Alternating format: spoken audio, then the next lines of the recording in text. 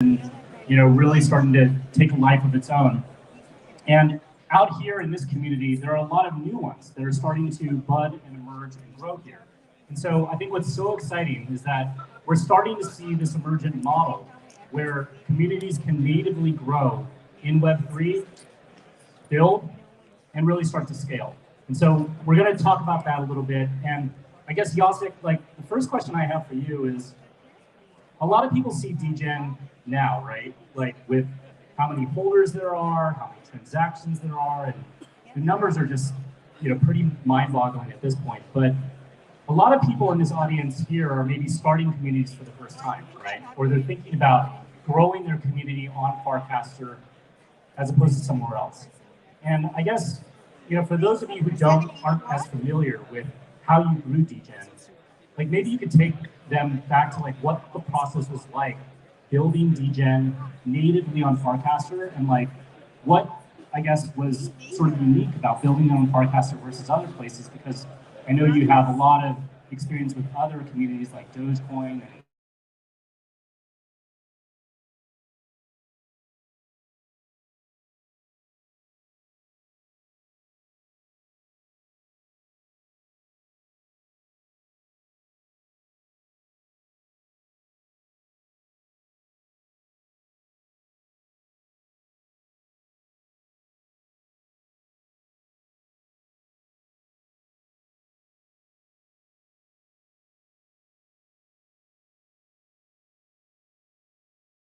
of friend tech, because I really think friend tech has it kind of kicked off the whole social fi narrative, and they're doing some really innovative things. I think, even though I know it's friend tech's a little bit controversial, and we're here at Farcaster, and people are kind of gravitating over here.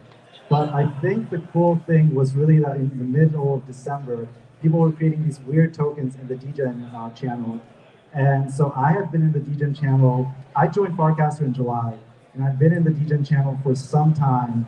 And there wasn't really that much going on in the Degen channel because Farcaster was mostly like you guys over here, so building things, part of the whole crypto scene. You guys are kind of big figures, I would say, in the whole crypto world. And so being a Degen really didn't fit into all that. And I think something happened in December where people were maybe it was the bull market or something. People were just let's create this points token. And so Matthias created points. And points, I don't know how much money he got, maybe $500,000 in their treasury in a day or something ridiculous. And so I could tell that there was a lot of demand for this token. And I just thought to myself, well, if there's a lot of demand for it, instead of spending my time on channels.fun, maybe I'll just build this token. So it was I would say, it wasn't so intentional, but I just thought, well, let's just do it. So I worked on it really hard. I've never deployed a smart contract before. I learned how to do basically the basics, and it kind of took off. People really like the whole points meta. They liked the fact that they got points for engagement, and then tipping happened later. That was airdrop number 2, and yeah, the community just kind of formed around it. I see people here wearing Degen hats, wearing Degen gear. I don't know. I think there's something interesting about being part of that kind of community. It's kind of being I don't know. I kind of compare it to maybe in old style newspapers, you had the cartoon section. There was usually the Dilbert cartoon. And I think some people, they would read the finance section. Some people would read the main articles. Some people would read sports. And I think a lot of people would gravitate or go to the Dilbert cartoon from all sorts of different communities. And I think meme coins are kind of like that glue, where if you're working DeFi, you're working somewhere else, you can still all relate, hey, this is a funny thing, it's not serious, but we're making it I think Degen is kind of meme coin 2.0 in a way, where yes, it sets the expectations very low, hey, this is Degen coin, there's not much to it, people think, and then you start learning, well, hey, there's tipping, there's there's the L3 obviously, and so I think we're trying to create an onion, and that first layer is the meme onion. It's funny, it's fun, it's easy. But yeah, I guess that's the kind of the journey, I guess I would say. And it wasn't all intentional. It wasn't planning. It wasn't it was just kind of let's do something fun. I've been working 10 years in the corporate world, Credit Suisse, M-Bank. I worked a little bit at a startup, and that's I just wanted to get away from all that. I wanted to do something fun. So Yeah.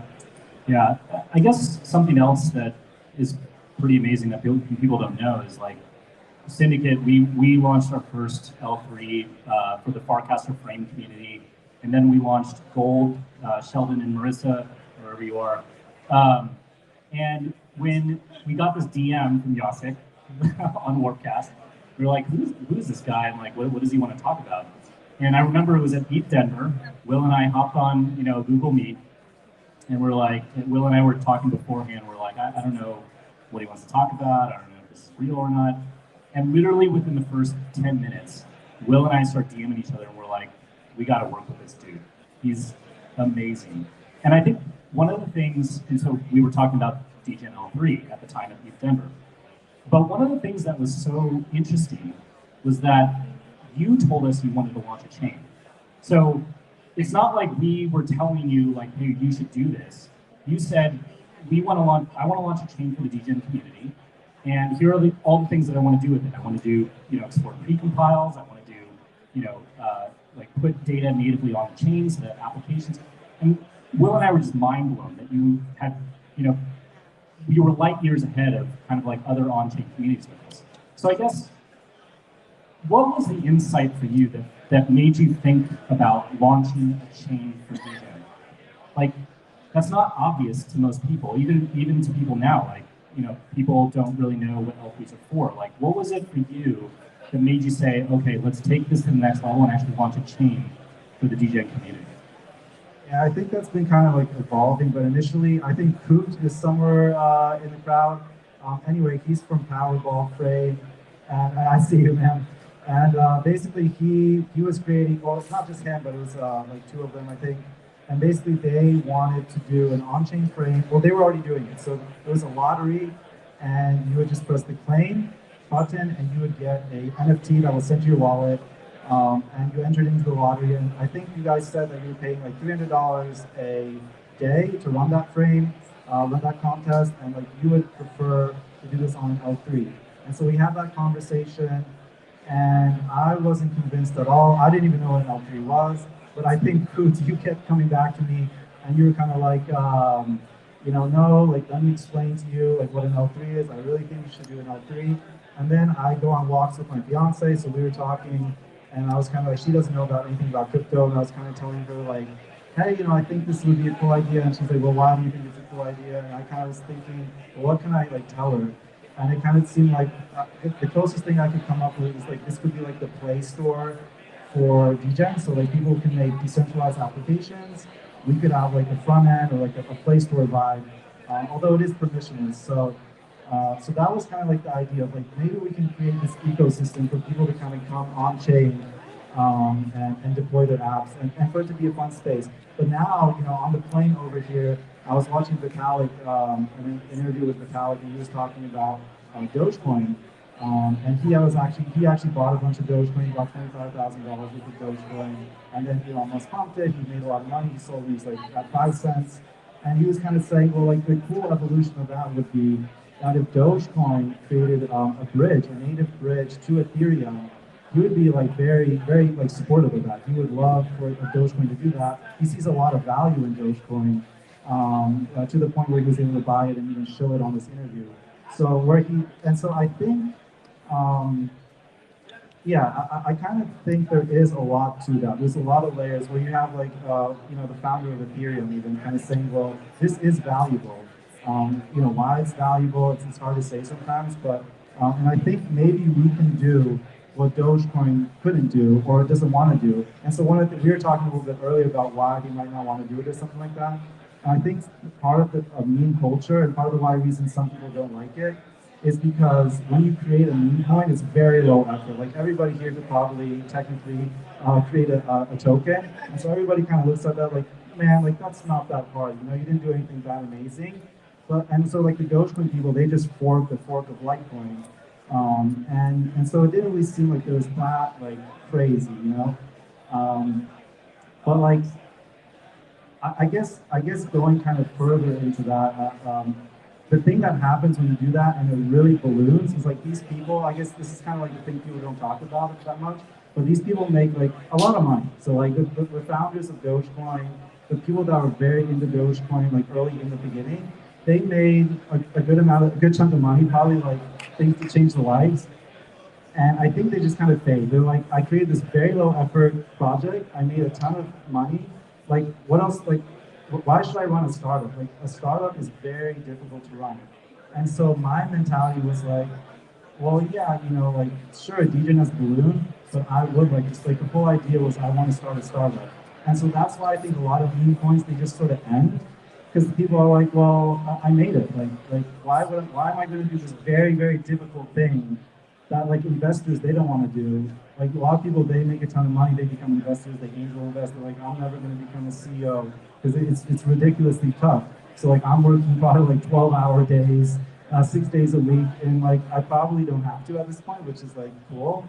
But at the same time, it's like I want to do that. I want to do what Dogecoin couldn't do, and I hope we can realize that and not get stuck in like some kind of weird meme coin land. So yeah.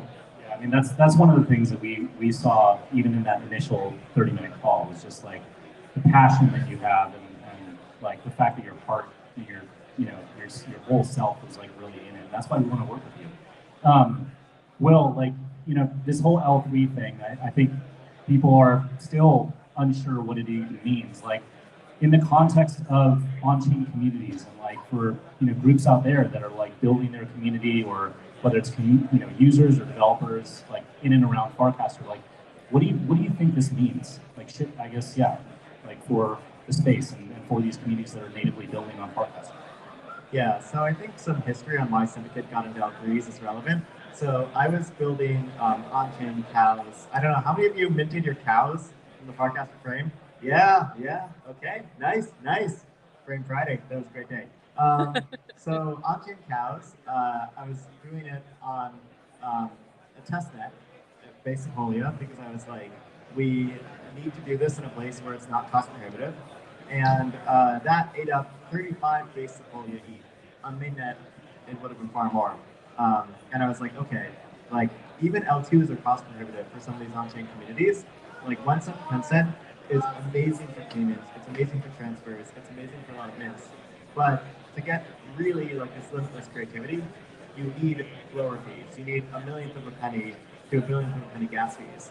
So we were like, hey, we should build an L3 because the stuff we're wanting to do is not possible anywhere else. And I think that the on-chain communities, their potential is like just scratching the surface right now because none of us have gotten to the mode of thinking of gas as free. Everyone's thinking of gas as a significant cost and it limits what you can do. But suddenly when gas is free and when your chain can be customized, those two elements make things very, very interesting. I think it's hard to say how it will evolve. I think we'll see things that we thought would be impossible with the blockchain for social, gaming, NFTs that are now possible thanks to it. So I think we're going to just now, like, pretty soon open it up to questions. But my last question for both of you is, this Degen chain, we launched that 4 weeks ago or something like that. It's crazy to think that, but like I was looking at the stats just before this, like 85 million transactions, 10 million wallets. We ran this program, Deploy on Degen Week, which had 150 applications and different things that have deployed on it.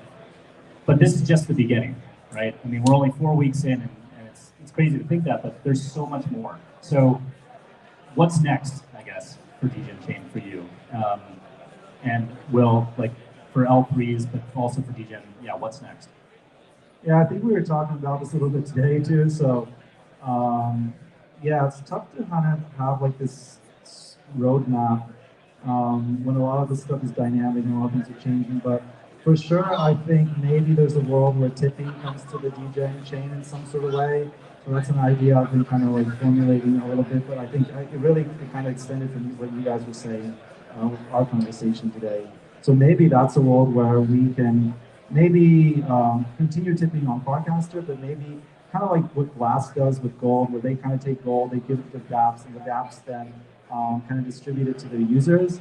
Maybe, but instead of doing it that way, maybe we can do it the not top-down approach, but maybe go from like, let's give users a tip allowance, and then they can basically use this within different decentralized dApps that are maybe whitelisted or something like that.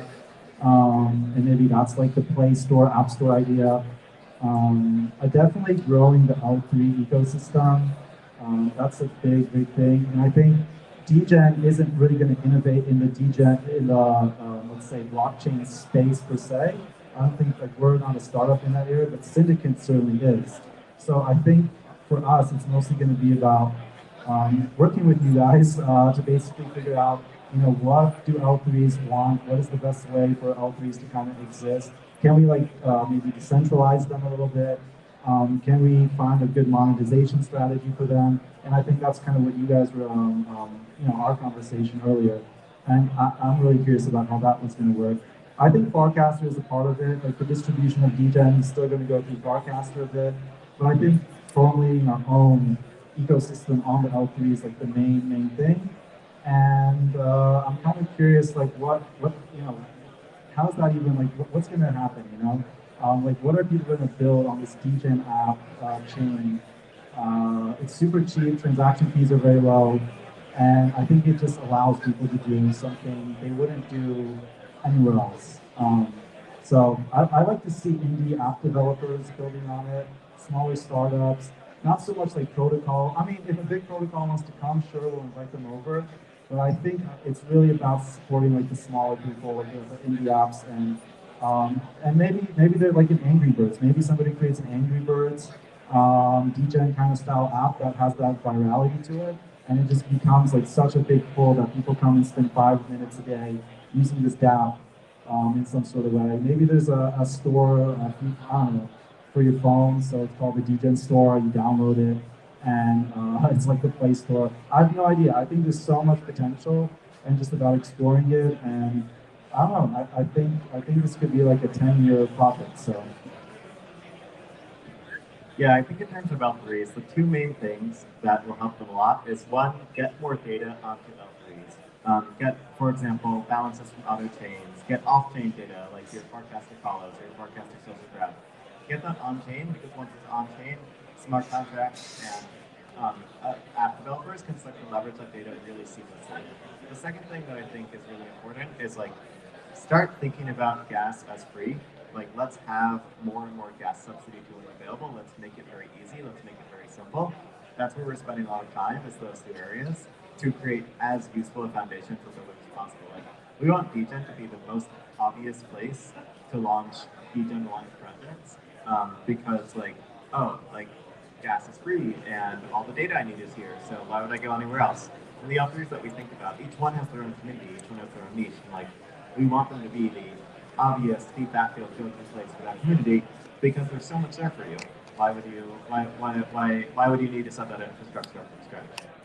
Yeah, I think one of the really interesting patterns that we're seeing, like with Degen, but these other L3s, is like that the native assets, whether they're NFTs or transferable tokens, actually might live on like Base or some other L2, but the unique state data and the mechanisms that are unique to that particular community or ecosystem actually lives on the L3. So I think there's like, yeah, really interesting design patterns that, and I think in many ways, Yasik, you and Degen are pioneering of like showing a path, actually, a pathway for communities to, become their own ecosystems, which is really exciting. Yeah, I think for Degen, it's mostly about finding like the new grounds that are kind of being broken. And there's like so basically, you guys have an off-shelf solution for Degen, and going out there and picking out those like beta solutions that people aren't really comfortable using just yet. Because like before somebody can can get into the game, it kind of feels like Degen is a more playful place.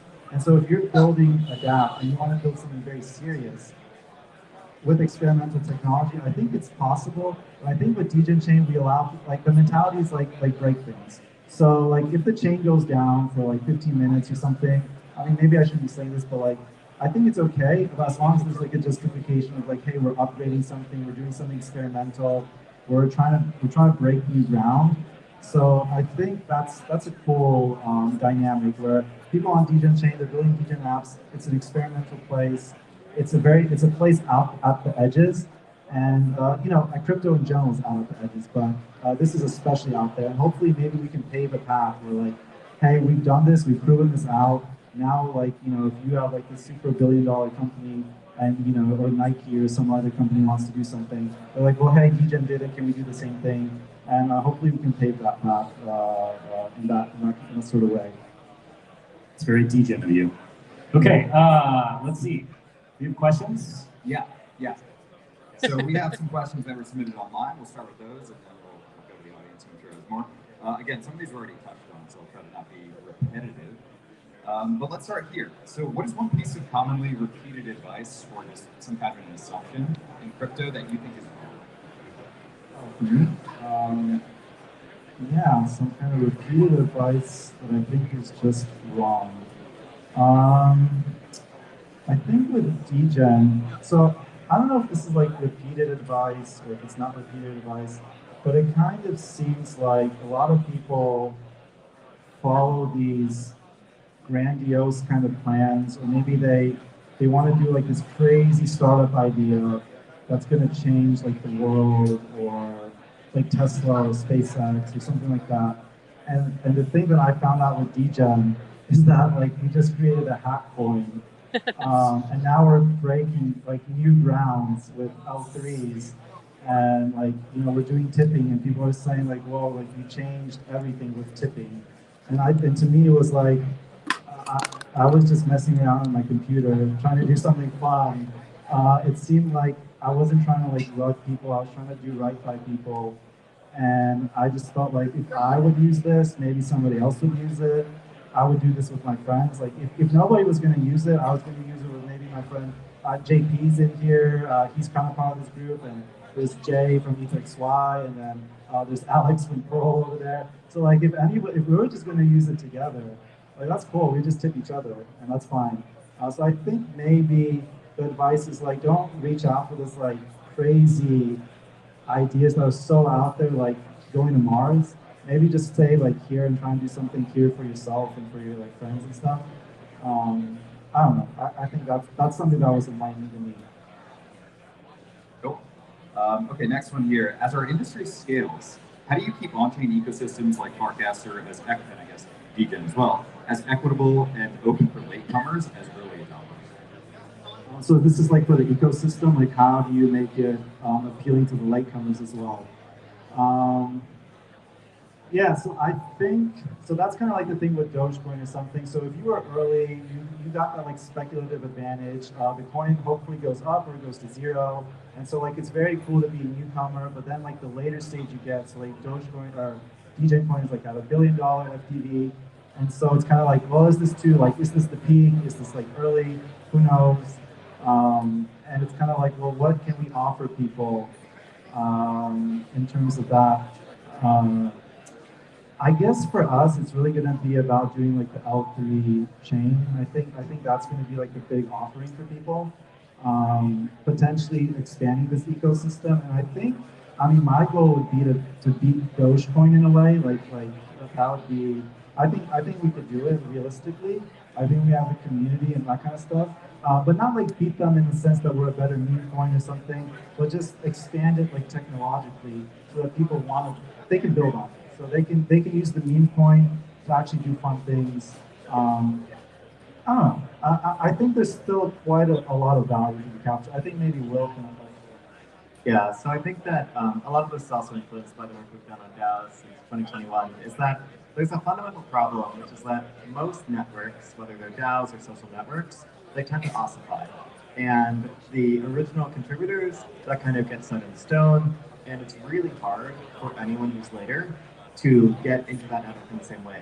So it's not just the financial rewards of being early, but also those social dynamics ossify too, and that in some cases is even more of a contributor to stagnation in some of these communities. And I think that there is a powerful counter, which is to have a lot of different interfaces on the same thing. The reason why is because the people who are good at Twitter are different from the people who are good at Reddit, and that's different from the people who are good at Instagram. Likewise, in crypto, the people who are good at DeFi are different than the people who are good at NFTs, which is different from the people who are good at on-chain social. And I think that with whether it's Degen chain or whether it's on-chain social apps, the more open the data is, and the more data there is for people to compose with, the more interfaces they can make that offer different social hierarchies for a given use case. So I do think that like 5 years from now, probably like most of the people here at FarCon will be like the ones with the most followers on Warpcast, and like it'll be really hard for someone who joins 5 years from now to have more followers. But if there's like a different style UI, like a UI that looks, for example, just one example, more like Reddit, less like Twitter, maybe we won't be so good at that. Maybe there will be people who are better at that, and that I think will change things. Well, I kind of thought about it a little bit more. I guess, like with the airdrop number one, what we did was we looked at people's reactions and their general engagement, and that's who got the Degen airdrop. I think with airdrop two, we kind of did the tipping mechanism where, yes, if you have like a highly engaging account like Ted or somebody else, then sure, you're going to get a huge tip allowance, but that's not your Degen. So Ted, she can basically, or Coop or whoever, they can basically give those tips to somebody else. And so what they're doing is they're signaling on somebody else. They're saying, hey, this guy, this person, this gal, she's doing something great, and I'm going to give my tips over there. And so I think it's not so much. Well, if the question is just like, hey, what's the next 10x? Like, is DJ going to go 10x, 100x? Then yeah, I think that's a weird thing. But I think the way we set up the tipping mechanisms is that it can flow. So we can flow to different people, and also with the whole Degen chain, hopefully we can help the tipping flow to certain dApps and certain developers. And hopefully those people get rewarded for it. Yeah, so I think there's a lot of potential to earn Degen for people. Awesome. Okay, one more, and then we'll go to the audience. Aside from your own products, what are the products or services you think we should be building to help everyday people experience communities? Okay. Yeah, what are the everyday products? I mean, I kind of look at, so I kind of go back to my fiance. She doesn't know anything about crypto, and like my friend Antonio's here, he doesn't know about crypto so too much. So like when I talk to them and I kind of set them up with things, it seems like there's so much friction, and the whole idea behind Degen was frictionless. So it wasn't like, let's do Degen tipping with transactions. It was like, how can we reduce the friction completely to just make it very natural? And the thing about crypto is that it's not very natural. It's also, I think, a lot of people who are like devs, maybe a little bit better off, I would say, in some senses, where they have a little cash to like move around NFTs. Building maybe aren't aware of the fact, or maybe they're very siloed with other developers who are doing pretty well probably financially. And I think, and very like technically minded, very smart. And I think when you go out to like other communities, they don't care about technology that much. Technology is like a means to an end. And so I think the crypto apps are very, and I think everybody kind of knows this, but I think the dApps that are being built are very difficult to use. And so I think the onboarding process of getting people, like even to get Degen, wasn't that easy at first. So I think probably that whole experience, the whole user experience needs to be a little bit better. And I think everybody is kind of working towards that in their own way. So I would say if somebody's building a product, it should be frictionless. And I think that's why when you were talking about gas on the L3 and basically having a gasless environment, that would really, really, and like truly gasless, so not like even like pennies, like a millionth of a penny, but basically like having this structure set up, which I know some of you guys are working on. So like in the future where you could sponsor gas for people and do like other things, I think that's going to be huge because people like they don't want to load up their wallets and pay for that and do things. They just want to work. Yeah, I mean, I would just say like with L3s, right? Like apps can now sponsor up to like hundreds of millions of transactions, and so you can now onboard people into those applications and on chain with them never having to like bridge over or whatever. And so I think that gets uniquely unlocked because the design space is so constrained by right now L2 gas fees, and when that goes away with L3s and like things like Degen chain, it opens up totally new onboarding and user experiences. So I think like social, I think consumer, I think gaming in particular, and even with Degen, already we've seen a lot of games that fundamentally could never exist on an L2 because of Degen chain's low gas fees.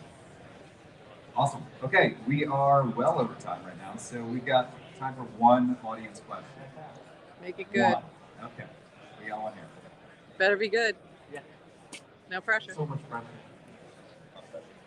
Just a quick question on the technical side. What does Syndicate L3 offer that other L2s maybe do not offer? I heard about precompiles or in general other superpowers that developers can get for this. Would you mind talking a little bit about that? Yeah, totally. So I'll talk a little bit about what are L3s versus L2s, and then our unique spin on it. So an L2, it often uses the layer 1 for data availability. Fees are, 1 to 10 cents typically because of the cost of Ethereum blobs. And then bridging in and out of the chain tends to be, a few dollars on Ethereum, sometimes when it's busy, like a few dozen dollars. And then if you take a layer 2 to layer 3, you move it up a level. So the gas on the layer 3 is much cheaper because it can use modular data availability, or it can use a layer 2 for data availability, which significantly reduces costs. And then bridging is also significantly cheaper because you can bridge for a few cents instead of a few dollars. This combination of modular data availability and cheap bridging takes you from dollars to pennies to millions of a penny. Our approach to layer 3s and what we offer is that we don't provide the layer 3 framework itself, but instead we build a bunch of services around the layer 3. So we have this great blog post that we wrote up earlier, which is called Making L3s Useful. And our framing is the hard part of a layer 3 is not launching the chain, it's actually making it useful. It's filling it with things like gas subsidy tooling, useful FarCaster data, on-chain FarCaster signature verification, multi-sigs, data providers like Airstack. You have a bunch of needs you have to just make a chain useful. So we assemble all the components that let you do something. Yeah, I think it's there's some stuff happening at Syndicate, for sure. So you might not it's not stuff that maybe is available out there yet, but I'm bullish. There's going to be some very, very cool stuff that happens in L3s that you don't even realize right now. And I'm not going to talk about it, but it's very because I don't know how much I can say. That's the thing. But it's very, very exciting. What can L3s offer, and in terms of monetization, in terms of decentralization, in terms of it's gonna be pretty wild. And I think people are gonna be why do I need an L2? They're gonna be maybe L2 is gonna be a special purpose kind of vehicle for L3s in a way. And it could change things in a large way. I am curious what Vitalik would say about L3s today versus what he said kind of 2 years ago as kind of this pit stop in the whole world of kind of reducing shit fees and things because really the fees, that's even Vitalik I think said on-chain fees, that's huge, that's a big issue that people need to solve. And so how do you scale this payment system and also the smart contract system where it's cheap enough for people to basically use it on a daily basis and compete with Visa, MasterCard, but also keep it permissionless. It's is the L3 that meta? Is Ethereum going to do something interesting where it does because Ethereum is not in a great spot for a lot of dApp developers who want to build on it. That's where you have the L2s and the L3s. And yeah, I think it's going to be pretty crazy. So I can give a small alpha leak of how we're thinking about things, which will come out over the next 6 to 12 months. So there will be a lot more development. But the way that I think about it is the business model of layer 2s right now is sequencer fees. They have some fee they pay to the layer 1, and then they have some fee they charge to users, and they keep the spread. That's a great business model for layer 2s that are charging 1 to 10 cents. They can make tens upon tens of millions of dollars off these transactions. Layer 3s with million to a billion penny gas fees, that business model doesn't work for layer 3s. It is fundamentally broken for them. And many of the business models built around layer 2s do not translate to layer 3s. So what does it look like if you assume ultra low fees? What does it look like if you rethink the business model from the ground up in a layer 3 specific way? That's what we're working on right now. Degen will be an amazing early user of this. But yeah, we're thinking about that from first principles for the next 6 to 12 months.